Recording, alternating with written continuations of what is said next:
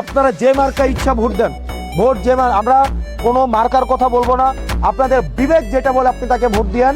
কিন্তু নির্বাচনের আগে 5টা যারা নির্বাচনে দাঁড়াবে সবার পোস্টার গুলা নিয়ে বসবেন।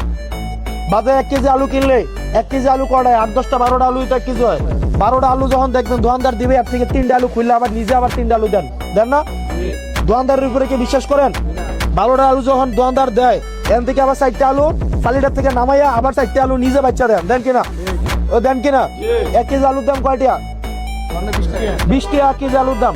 1 কেজি আলু যদি নষ্ট হয়, সবজিও নষ্ট হয়, এটা আবার পরের দিন কিনতে পারবেন নি? কিনতে পারবেন না? ধরেন আজকে 1 কেজি আলু বাজারে কিনে লয়ে গেলেন, আলুটি নষ্ট জ্ঞানলা, কালকে আরেক দিনে কিনতে পারতেন না? লস হলো কয়টা রইব? 20 টাকা লস হবো না? 20 টাকার একটা জিনিস কিনলে আপনারা জিনিসটারে 4বার দেখেন কিনা?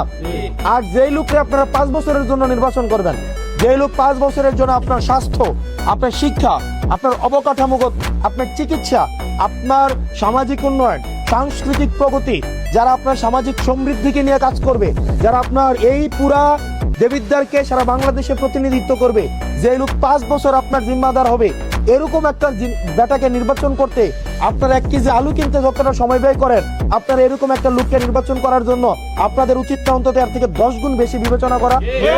আমরা কি সেটা করি?